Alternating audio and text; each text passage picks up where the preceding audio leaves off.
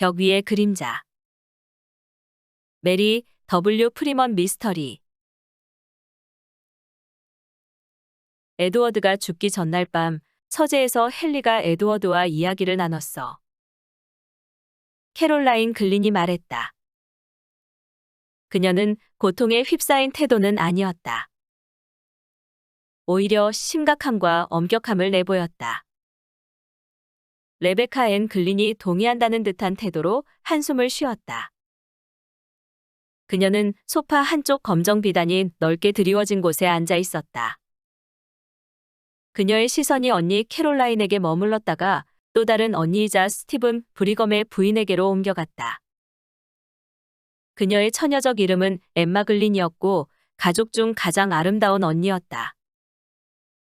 풍성하고 화사한 갈색 머리카락을 가진 그녀는 여전히 아름다웠고 놀라울 정도로 여성스러운 몸을 안락의자에 묶고 부드럽게 앞뒤로 흔들고 있었다. 그녀의 검정 비단 드레스가 속삭이고 검정 프릴 장식이 조잘거렸다. 그녀의 동생 에드워드가 집안에 죽어 누워 있었지만 죽음의 충격조차 그녀의 평온한 태도를 흐트러뜨리지 못하는 듯했다. 하지만 캐롤라인의 말과 그것에 반응해서 레베카가 내뱉은 두려움과 절망의 한숨 앞에서 그녀의 완벽한 평온함도 변하는 듯했다.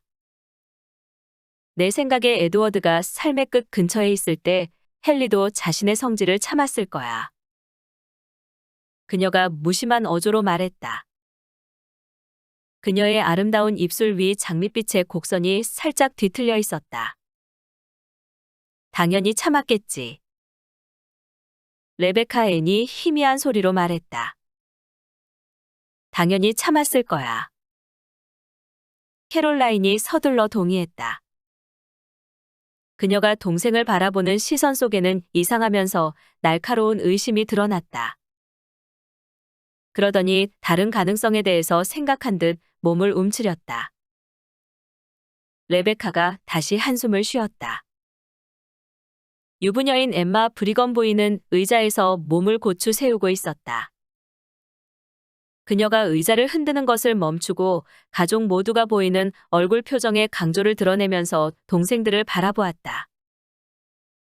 그게 무슨 소리니? 그녀가 둘 다를 동시에 바라보면서 물었다. 그러더니 그녀 역시 다른 가능성에 대해서 생각한 듯 몸을 움츠렸다. 그러더니 뭔가를 피하려는 듯 웃음을 터뜨렸다. 아무 소리도 아니야. 캐롤라인이 굳은 어조로 대답했다. 그녀가 자리에서 일어나서 방을 가로질러 음울한 결의를 보이며 방문 앞으로 갔다. 지금 어디 가는 거야? 브리검 부인이 물었다. 확인할 것이 있어. 캐롤라인이 대답했다. 브리검 부인은 어조 속에서 동생의 시체가 있는 방에서 진지하면서도 슬픈 행위를 뭔가 해야 한다는 것을 느꼈다. 아. 브리검 부인이 탄식했다. 캐롤라인이 나가고 방문이 닫히자 그녀가 레베카를 바라보았다. 헨리가 에드워드하고 긴 이야기를 했니? 그녀가 물었다. 아주 큰 소리로 말했어. 레베카가 뭔가를 회피하듯 말했다. 브리검 부인이 그녀를 똑바로 바라보았다. 그녀는 다시 의자를 흔들지 않았다. 그녀는 여전히 몸을 꼿꼿하게 펴고 앉아서 아름다운 이마 위로 깊숙한 주름을 만들었다. 젓갈색의 머리카락이 곱슬거리며 그 주름 위에 드리워져 있었다. 무슨 소리를? 들은 것은 없어? 그녀가 낮은 목소리로 방문 쪽을 바라보며 물었다. 아래 응접실에 붙은 홀을 지나는 중이었어. 저기 문은 열려 있었고 이 문은 살짝 열려 있었어. 레베카가 살짝 얼굴을 붉히면서 말했다. 그렇다면 너는 아마도 그냥 들려오는 소리를 들었을 뿐이야. 모든 것을 들었어? 거의 대부분? 그래, 무슨 말이었니? 오래된 이야기. 아마도 헨리는 화를 냈겠지. 언제나 그랬듯이 말이야. 왜냐하면 에드워드가 아버지의 유산을 모두 탕진한 다음 아무 대가도 치르지 않고 여기에서 살고 있으니까. 레베카가 두려운 눈빛으로 방문을 바라보았다. 엠마가 다시 말을 시작했을 때 그녀의 목소리는 쉬어 있었다. 헨리가 어떤 기분이었을지 잘 알지? 그녀가 말했다. 에드워드가 자기 돈으로 살아가는 것처럼 행동했겠지. 하지만 에드워드 돈은 아니었지. 그래, 맞아. 에드워드 돈은 아니었지. 하지만 에드워드는 여기에 살 권리가 있어. 아버지의 유언장 조건에 따르면. 그리고 헨리도 그 사실을 기억해야 돼. 맞아, 기억해야 돼. 심한 소리를 했어? 내가 들은 것으로는 굉장히 심한 소리를 했어. 어떤 소리였니? 에드워드한테 이 집과는 아무 상관도 없고 나가는 것이 좋겠다고 이야기하는 것을 들었어. 그래서 에드워드는 뭐라고 말했어? 자신이 살아있는 한 앞으로도 계속 여기에서 살 거라고 말했어. 그리고 만약에 헨리에게 용기가 있다면 헨리가 자신을 쫓아내는 것을 보고 싶다고도 했고. 그 다음엔 뭔데? 그러더니 웃었어. 그랬더니 헨리는 뭐라고 했지? 헨리가 뭐라고 하는 말은 못 들었어. 하지만 뭐? 이 방에서 나오는 것을 봤어. 화가 나 있었니? 그럴 때 헨리가 어떻게 보이는지 잘 알잖아, 언니도. 엠마가 고개를 끄덕였다. 그녀의 얼굴 위 두려움이 더욱 깊어졌다. 고양이가 헨리를 살짝 긁었을 때 헨리가 고양이를 죽인 것 기억하지? 기억해. 설마. 아니야. 그때 캐롤라인이 방 안으로 들어왔다. 그리고 장작이 타고 있는 난로 앞으로 갔다. 춥고 우울한 가을이었다. 그녀가 손을 대었다. 차가운 물에서 방금 씻었는지 손이 빨갰다. 브리검 부인이 그녀를 보면서 망설였다. 그녀가 방문을 받고 방문은 아직도 열려 있었다. 여름의 습한 공기에 부풀어 오른 방문은 쉽게 닫히지 않았다. 그녀가 일어나서 방문을 세게 닫자 강하게 쿵하는 소리가 온 집안에 울렸다. 레베카가 탄성을 내뱉으면서 고통스럽게 움찔거렸다. 캐롤라인이 못마땅한 듯 동생을 바라보았다. 자제력이 필요한 시간이야, 레베카. 그녀가 말했다. 브리검 부인이 닫힌 문에서 다시 자리로 돌아왔다. 그리고 그렇게 세게 닫혀졌으니 문이 고쳐졌을 것이라고 고압적으로 말했다. 며칠만 불을 계속 피우면 제대로 줄어들 거야.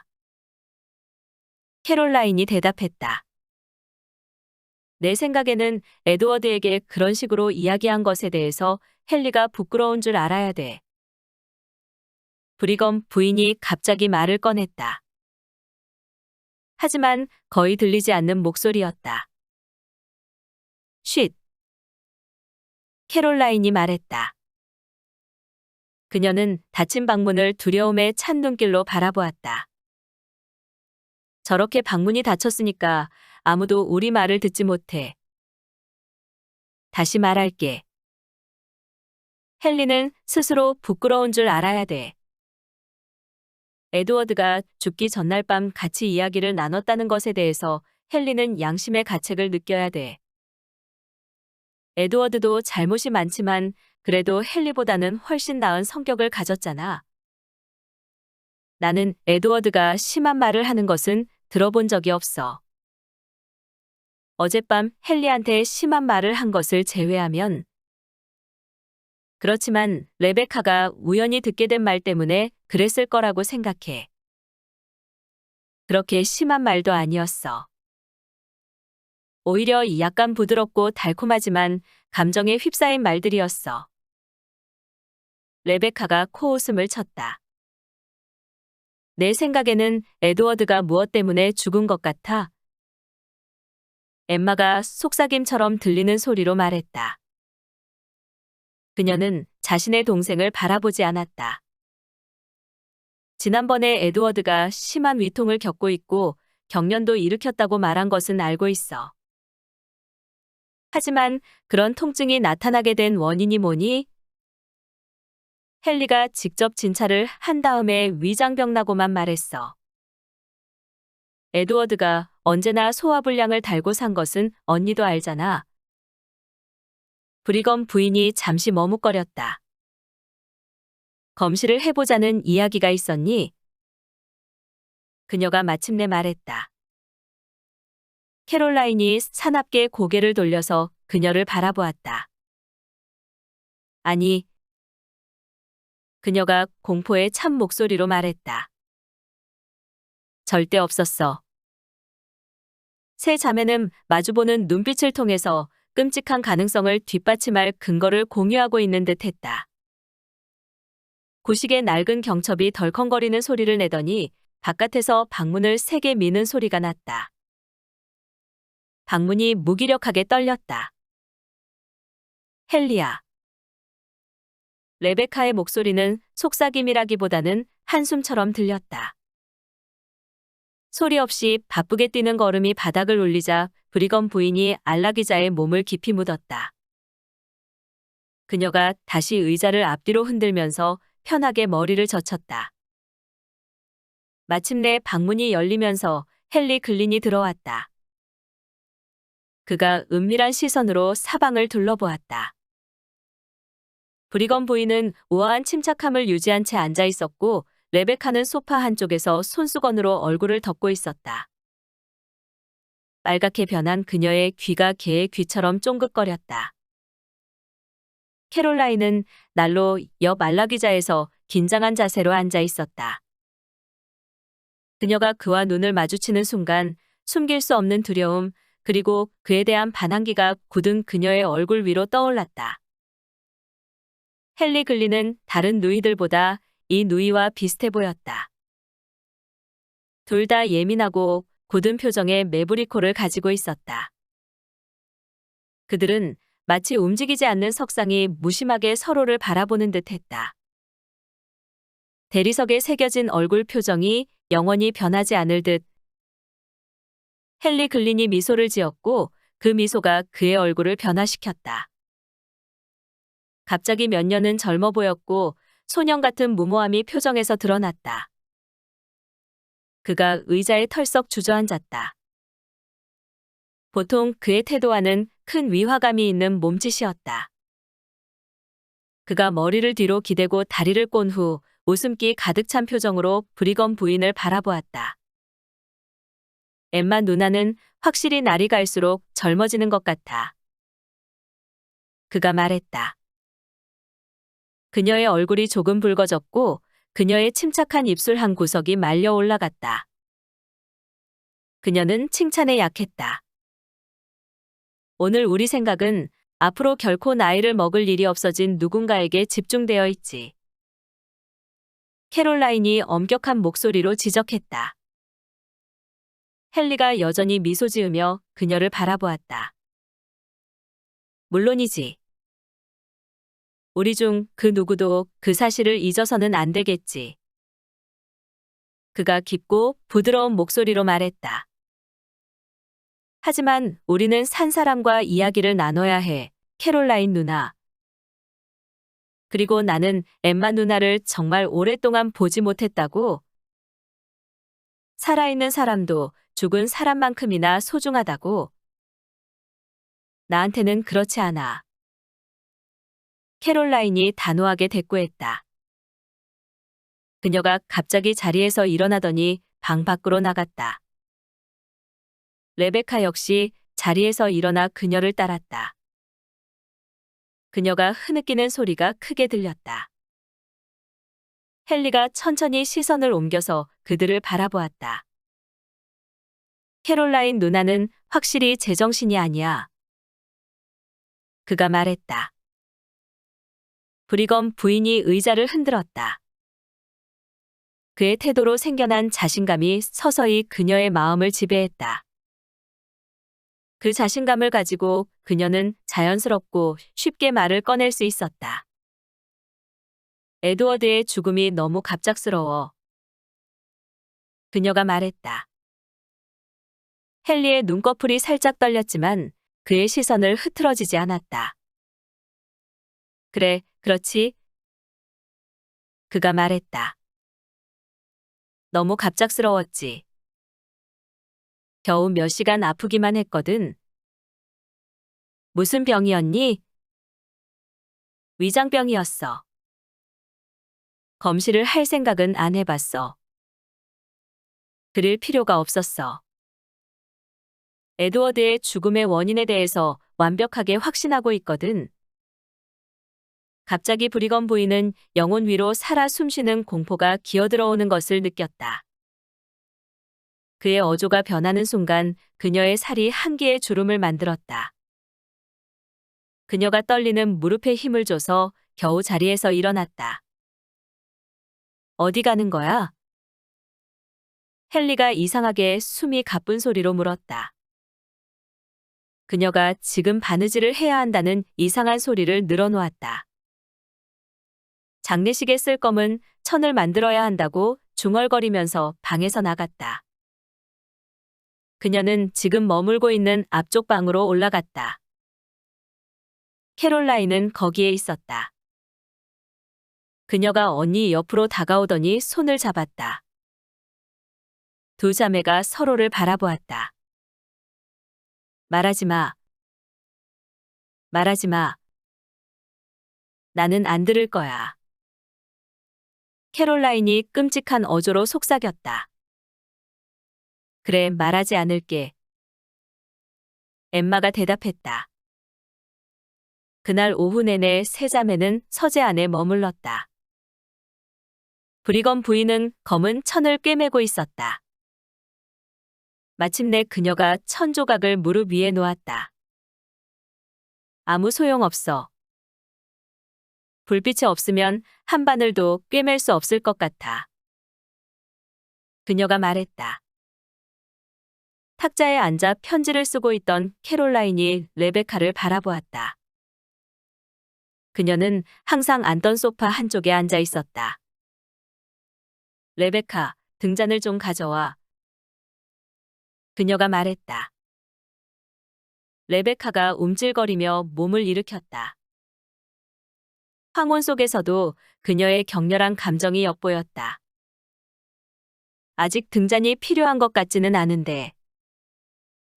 그녀가 어린아이처럼 불쌍하게 간청하는 어조로 말했다.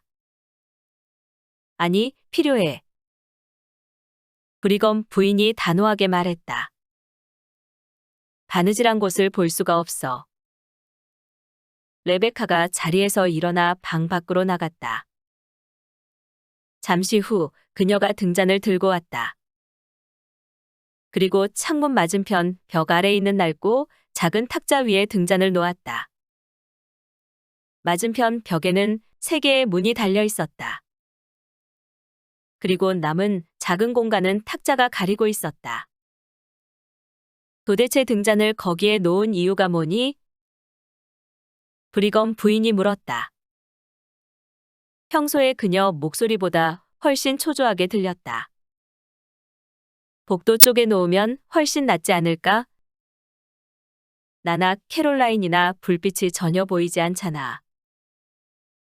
아마도 언니가 자리를 옮길 수도 있다고 생각했어. 레베카가 거친 목소리로 대답했다. 내가 자리를 옮긴다면 우리 둘 다 그 탁자 앞에 앉을 수 없어. 게다가 캐롤라인은 종이를 사방에 펼쳐놨잖아. 그냥 방 한가운데 있는 큰 책상 위에 등잔을 놔. 그러면 우리 둘 다 볼 수 있을 테니까. 레베카가 멈칫거렸다. 그녀의 얼굴이 창백했다. 그녀가 격렬한 감정을 고스란히 드러내는 눈빛으로 캐롤라인을 간절히 바라보았다. 여기 이 책상에 등잔을 놔, 엠마 언니 말대로. 캐롤라인이 거의 맹렬하게 느껴질 만한 어조로 말했다. 왜 그렇게 이상하게 행동하는 거니, 레베카? 레베카가 등단을 잡아올려 방 한가운데 있는 큰 책상 위에 올렸다. 그러는 동안 아무 말도 하지 않았다. 그러더니 소파 한쪽에 앉아서 손으로 눈을 가렸다. 불빛을 피하려는 듯 손을 올린 그녀가 가만히 앉아 있기만 했다. 불빛 때문에 눈이 아픈 거야? 그래서 등잔을 가져오려고 하지 않은 거니? 브리검 부인이 친절한 어조로 물었다. 나는 언제나 어둠 속에서 앉아 있는 것을 좋아했어. 레베카가 숨이 막힌 목소리로 말했다. 그녀가 다급하게 주머니에서 손수건을 꺼내더니 울기 시작했다. 캐롤라인은 계속해서 글을 썼고 브리검 부인은 바느질을 다시 시작했다. 갑자기 바느질을 하던 브리검 부인이 맞은편 벽을 흘끗 봤다. 그런데 흘끗 본 시선이 계속 한 군데 머물렀다. 그녀가 집중해서 뭔가를 보는 사이 바느질을 하던 손이 멈췄다. 그녀가 다시 시선을 옮기더니 몇 바늘을 꿰맸다. 그러더니 다시 벽을 보고 다시 천조각을 봤다. 그렇게 몇 번이나 시선이 옮겨 다녔다. 마침내 그녀가 천조각을 무릎 위에 올려놓고 집중을 해서 벽을 보기 시작했다. 그녀가 벽에서 시선을 떼 방 안을 둘러보면서 여러 가지 물체를 유심히 살폈다. 그녀가 자매들을 바라보았다. 저게 뭐지? 그녀가 물었다. 뭐? 캐롤라인이 쉰 목소리로 물었다. 벽 위에 있는 이상한 그림자 말이야. 브리검 부인이 대답했다. 레베카는 여전히 손으로 얼굴을 가리고 있었다. 캐롤라인이 펜을 잉크병에 담갔다가 뺐다. 왜 몸을 돌려서 살펴보지 않니? 브리검 부인이 의아해하면서 약간 위축된 목소리로 말했다. 지금은 이 편지를 마무리하느라 바빠. 캐롤라인이 짤막하게 답했다.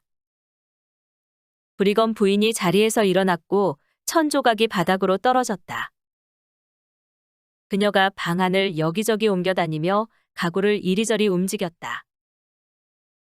그러나 그녀의 시선은 벽 위에 그림자에 고정되어 있었다. 갑자기 그녀가 몸을 떨었다. 이 끔찍한 그림자 좀 봐. 이게 뭐지? 캐롤라인, 이것 좀 봐. 레베카, 이것 좀 보라고. 이게 뭐야? 브리검 부인의 우아한 침착함을 사라진 지 오래였다. 그녀의 아름다운 얼굴이 두려움의 낯빛으로 변했다. 그녀가 뻣뻣하게 서서 그림자를 가리켰다. 그 다음에 떨리는 시선으로 벽을 바라본 레베카가 거친 통곡 소리를 냈다. 아, 캐롤라인, 그게 또 나타났어. 또 나타났다고? 캐롤라인 글린, 저기를 보란 말이야. 브리검 부인이 외쳤다. 보라고. 저 끔찍한 그림자가 뭐야? 캐롤라인이 자리에서 일어나 몸을 돌렸다. 그리고 벽을 마주보고 가만히 서 있었다. 내가 어떻게 알겠어? 그녀가 말했다. 에드워드가 죽은 후 매일 밤 나타나고 있어. 레베카가 소리 질렀다. 매일 밤. 그래, 에드워드가 죽은 게 목요일이었고 오늘이 토요일이지. 사흘 밤 동안 나타났다고. 캐롤라인이 엄한 어조로 말했다. 그녀는 집중된 의지력을 통해서 침착함을 겨우 유지하고 있는 듯 했다. 저건 마치 생긴 것이 두려움에 가득 찬 목소리로 브리검 부인이 더듬거렸다. 나도 저게 어떤 모양인지 잘 알아. 캐롤라인이 말했다. 내 머리에도 눈이 달려 있다고? 에드워드처럼 보이잖아. 레베카가 두려움에 발작하는 듯 외쳤다. 하지만 그래, 그렇게 보여. 브리검 부인이 말했다. 동생의 발작적인 어조와 다를 바 없이 두려움에 가득 찬 어조였다. 아, 너무 끔찍해. 저게 뭐야, 캐롤라인? 다시 말하겠어. 내가 어떻게 알겠어? 캐롤라인이 대답했다. 언니랑 같이 저걸 보고 있을 뿐이라고, 나도. 내가 언니보다 아는 것이 많을 이유가 없잖아. 방 안 뭔가가 그림자를 만들어낸 걸 거야. 브리검 부인이 사방을 다급하게 둘러보았다. 적에 나타난 첫 번째 밤에 우리는 방 안 모든 것의 위치를 바꿨어. 레베카가 말했다. 방 안에 있는 어떤 것도 저런 모양은 없어. 캐롤라인이 일종의 분노를 담아서 동생을 노려보았다. 당연히 저건 방 안 물건이 맞아. 그녀가 말했다. 그런 멍청한 소리 하지 마. 그렇게 이야기하는 의도가 뭐니? 당연히 저건 방 안 물건 중 하나가 비춰진 거라고. 물론 그렇겠지. 브리검 부인이 의심스러운 눈길로 캐롤라인을 바라보았다. 방 안 뭔가인 것이 틀림없어. 방 안에 저런 것은 없어. 레베카가 고집과 두려움이 뒤섞인 태도로 대답했다. 그때 벼랑간 방문이 열리며 헨리 글린이 들어왔다. 그가 말을 시작하려 하다가 다른 사람들이 바라보는 쪽으로 시선을 옮겼다. 그는 벽 위 그림자를 바라보면서 가만히 서 있었다. 이게 뭐지? 그의 목소리가 이상했다. 방 안물체 때문에 만들어진 그림자일 거야. 브리검 부인이 힘없이 대답했다. 헨리 글린이 서서 한동안 그것을 바라보았다. 그 얼굴이 다양한 감정을 드러냈다. 두려움과 후회, 그리고 강력한 불신. 그가 갑자기 방 안 여기저기를 돌아다니기 시작했다. 그가 비틀거리면서 온 힘을 다해 가구를 옮겼고 벽 위 그림자에 어떤 변화가 생기는지 관찰했다. 그 끔찍한 그림자의 윤곽선 하나도 변하지 않았다. 방 안 뭔가가 비춰진 것이어야만 해. 그가 거친 목소리로 선언했다. 누군가 그의 입에 물린 재갈을 당긴 듯 했다. 그의 얼굴이 변했다. 본성 속 가장 내밀한 비밀스러운 영역이 그의 얼굴 위로 또렷하게 드러났다.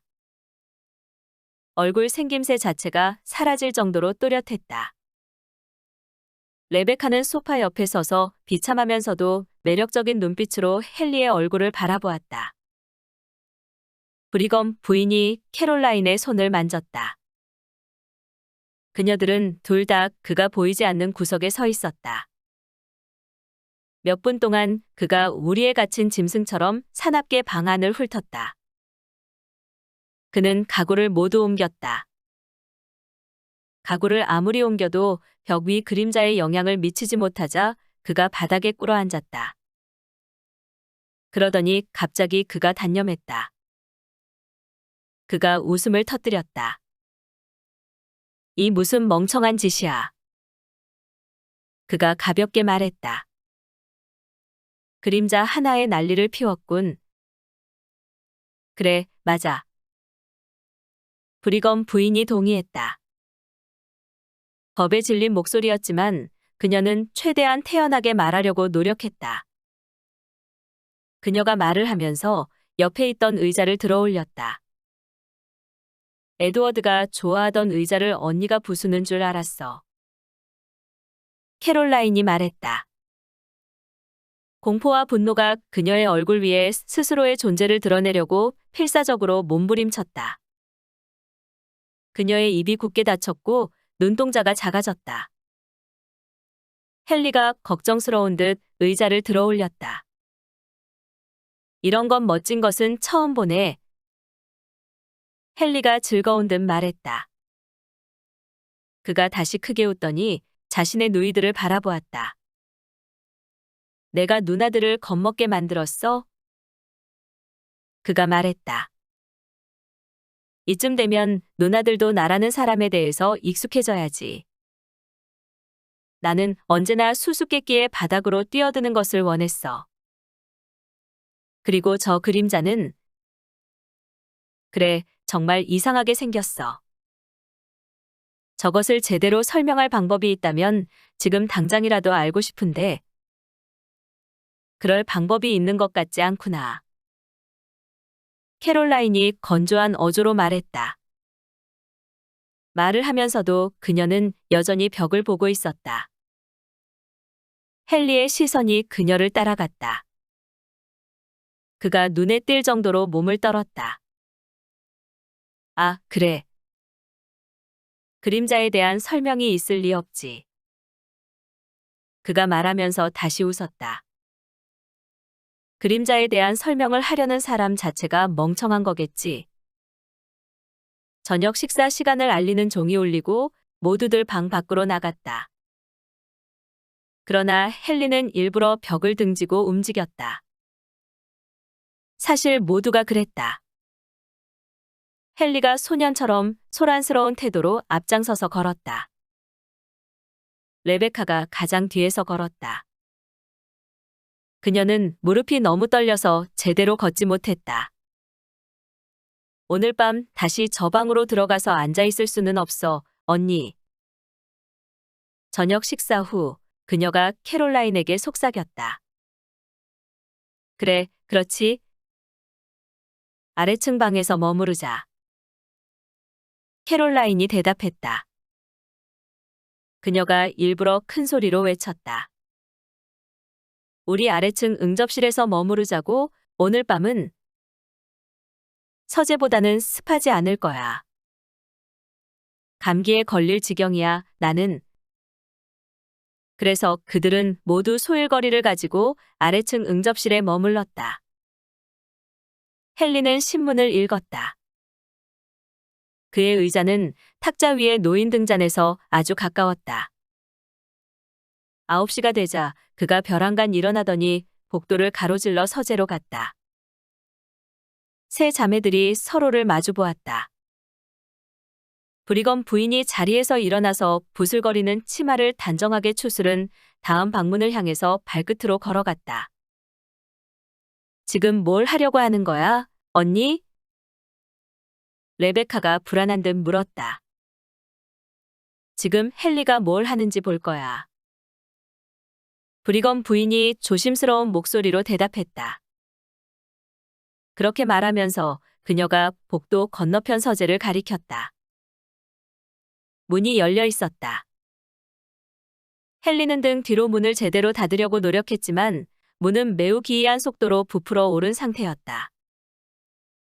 그래서 그것은 여전히 열려 있었고 꼭대기에서 바닥 사이로 한 줄기 빛이 흘러나왔다. 브리검 부인은 치마를 단단히 고정했고 유연한 곡선의 몸매가 검정 비단의 옷 위로 드러났다. 그녀가 살금살금 걸어서 복도를 가로질러 서재 문 앞으로 다가갔다. 그녀가 문 앞에 서서 틈 사이로 눈을 갖다 댔다. 건너편 응접실에서 레베카가 바느질을 멈추고 멍하니 풀린 눈으로 그 광경을 지켜보고 있었다. 캐롤라인은 규칙적으로 바느질을 했다. 브리검 부인이 서재에 열린 문틈 사이로 방 안을 살폈다. 헨리글리는 그림자가 생긴 원인이 등잔이 놓은 탁자와 벽 사이에 있는 물체일 것이라고 추론했고 아버지의 칼을 꺼내들고 그 사이 공간에 휘두르고 있었다. 그는 아주 체계적으로 움직이고 있었기 때문에 단 1cm의 공간도 남겨놓지 않았다. 그는 마치 수학의 좌표계처럼 공간을 구획한 것 같았다. 그는 일종의 차가운 분노와 광기 어린 계산을 가지고 칼을 휘둘렀다. 칼날에 반사된 불빛이 반짝였지만 그림자는 움직이지 않고 남아 있었다. 브리검 부인이 그것을 지켜보면서 두려움의 한기를 느꼈다. 마침내 헨리가 동작을 멈추고 칼을 손에 들고 가만히 섰다. 그러더니 벽 위 그림자를 위협하는 듯 다시 칼을 들었다. 브리검 부인이 다시 살금살금 복도를 가로질러 자매들이 있는 응접실 문을 닫았다. 그녀는 그제서야 방금 전에 본 광경을 되짚을 수 있었다. 헨리가 악마처럼 보였어. 그녀가 다시 말했다. 집안에 오래 묵은 와인 같은 건 남아있니, 캐롤라인? 더 이상 서 있을 수 없는 것 같아. 그래, 있어. 아주 많아. 캐롤라인이 말했다. 자기 전에 와인을 먹으면 나아질 거야. 내 생각에는 우리 모두 와인을 좀 먹는 게 나을 거야. 브리검 부인이 말했다. 아, 캐롤라인? 그게 무슨? 물어보지 마. 말하지도 말고. 캐롤라인이 말했다. 그래, 안 그럴게. 브리검 부인이 대답했다. 하지만 잠시 후 세 자매가 위층의 각자의 침실로 갔고 아래층 응접실에는 아무도 남지 않았다. 캐롤라인이 서재에 있는 헨리에게 들려서 위층 침실로 가기 전에 불을 끄라고 말했다.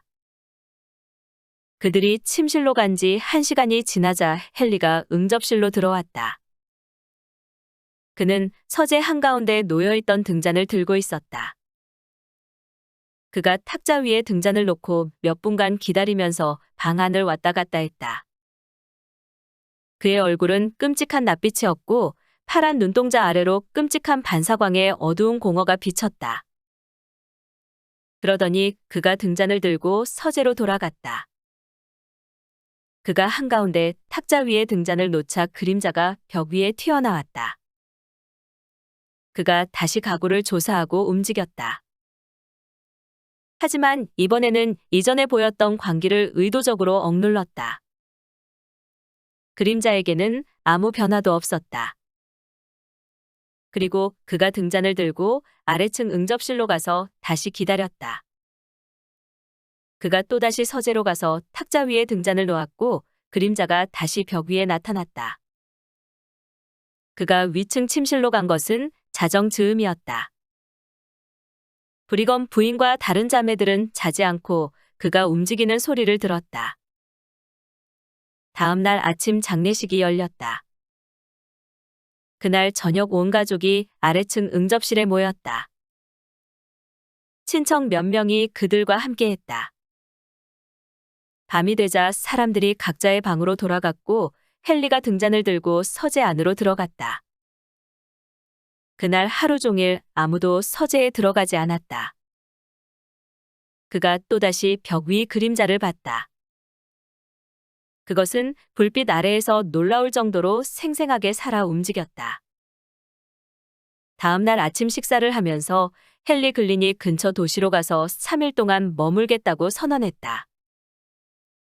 자매들은 놀라서 그를 바라보았다. 그는 거의 집을 떠난 적이 없었고 그의 개인 병원은 에드워드의 죽음으로 인해서 거의 방치된 상태였기 때문이었다.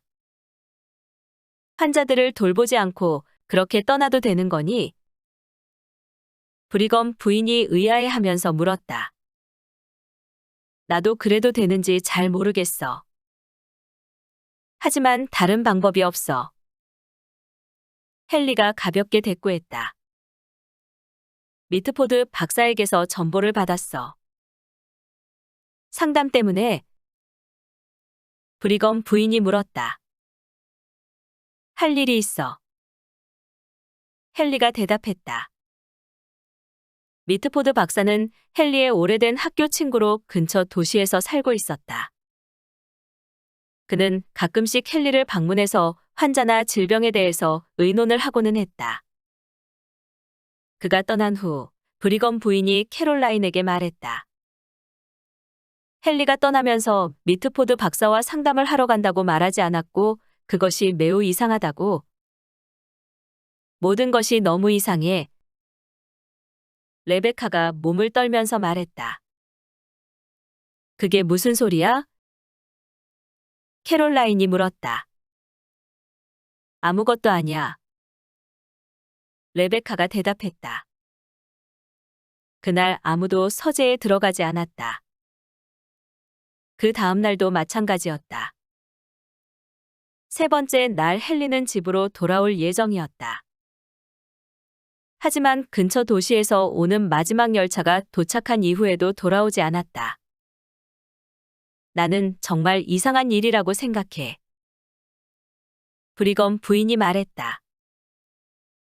이런 시기에 의사가 환자들을 모두 버려두고 외출을 한다는 것이 말이야. 친구에게 상담을 하기 위해서 3일이나 자리를 비웠잖아. 아무래도 말이 안 되는 일이야. 게다가 지금 돌아오지도 않았어. 이해할 수 없어. 나로서는. 나도 그래. 레베카가 말했다. 그들은 아래층 응접실에 앉아 있었다. 서재에는 아무런 빛도 없었고 문이 조금 열려 있었다.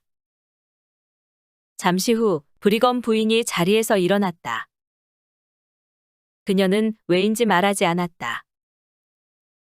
뭔가가 그녀를 충동질한 것 같았다. 그녀 외부의 어떤 것이 그녀를 이끄는 듯 보였다. 그녀가 방 밖으로 나가면서 다시 부슬거리는 치마를 몸 주위로 단단히 감았다. 그리고 아무 소리도 내지 않고 복도를 가로지른 후 서재에 부풀어 오른 문을 밀기 시작했다. 언니는 등잔을 들지 않았는데 레베카가 떨리는 소리로 말했다. 편지를 쓰고 있던 캐롤라인이 다시 자리에서 일어났다. 그리고 방 안에 유일하게 남은 등잔을 들고 언니를 따라 밖으로 나갔다. 레베카 역시 자리에서 일어났지만 그녀는 몸을 떨기만 할 뿐 감히 따라갈 생각을 하지 못했다. 초인종이 울렸지만 언니들은 듣지 못했다. 초인종이 울린 것은 서재 뒤쪽에 있는 뒷문이었다. 레베카가 잠시 망설이다가 두 번째 초인종 소리가 울리자 뒷문으로 갔다.